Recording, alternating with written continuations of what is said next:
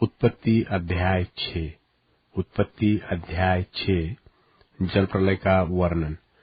फिर जब मनुष्य भूमि के ऊपर बहुत बढ़ने लगे और उनके बेटियां उत्पन्न हुए, तब परमेश्वर के पुत्रों ने मनुष्य की पुत्रियों को देखा कि वे सुंदर है, सो उन्होंने जिसको चाहा उनसे ब्याह कर लिया।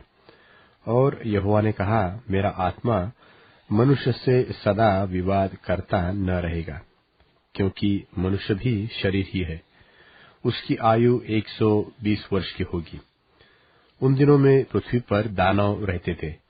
और इसके पश्चात जब परमेश्वर के पुत्र मनुष्य की पुत्रियों के पास गए, तब उनके द्वारा जो संतान उत्पन्न हुए, वे पुत्र शूरवीर होते थे, जिनकी कीर्ति प्राचीन काल से प्रचलित है।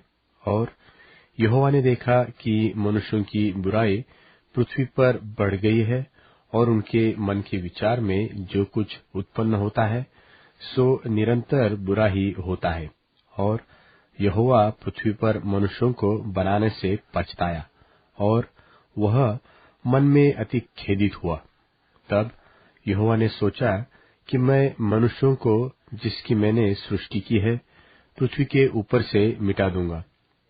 क्या मनुष्य, क्या पशु, क्या रेंगने वाले जंतु, क्या आकाश के पक्षी, सबको मिटा दूंगा, क्योंकि मैं उनके बनाने से पछताता हूँ। परंतु यहोवा की अनुग्रह की दृष्टि नूह पर बनी रही। नूह की वंशावली यह है। नूह धर्मी पुरुष और अपने समय के लोगों में खरा था, और नूह परमेश्वरी के साथ साथ चलता रहा। और नूह से शेम और हाम और येपेत नाम 3 पुत्र उत्पन्न हुए। उस समय पृथ्वी परमेश्वर की दृष्टि में बिगड़ गई थी और उपद्रव से भर गई थी। और परमेश्वर ने पृथ्वी पर जो दृष्टि की, तो क्या देखा कि वह बिगड़ी हुई है, क्योंकि सब प्राणियों ने पृथ्वी पर अपनी अपनी चाल चलन बिगाड़ ली थी।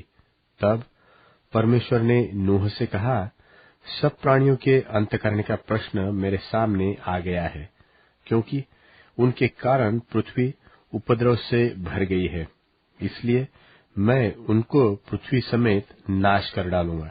इसलिए तू गोपेर वृक्ष की लकड़ी का एक जहाज बना ले, उसमें कोठरियां बनाना और भीतर बाहर उस पर राल लगाना, और इस ढंग से उसको बनाना।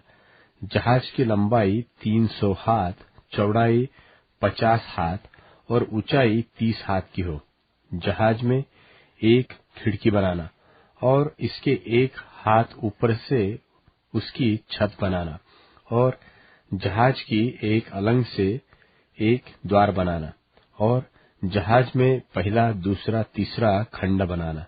और सुन, मैं आप पृथ्वी पर जल प्रलय करके सब प्राणियों को जिनमें जीवन की आत्मा है आकाश के नीचे से नाश करने पर हूँ, और सब जो पृथ्वी पर है मर जाएंगे। परंतु तेरे संग मैं वाचा बांधता हूँ। इसलिए तू अपने पुत्रों, स्त्री और बहुओं समेत जहाज में प्रवेश करना, और सब जीवित प्राणियों में से तू एक एक जाति के 2-2 अर्थात एक नर और एक मादा जहाज में ले जाकर अपने साथ जीवित रखना।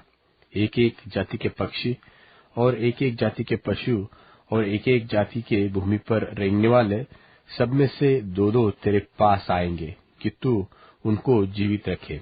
और भांति भांति का भोज्य पदार्थ जो खाया जाता है उनको तू लेकर अपने पास इकट्ठा कर रखना, सो तेरे और उनके भोजन के लिए होगा। परमेश्वर की इस आज्ञा के अनुसार नूह ने किया।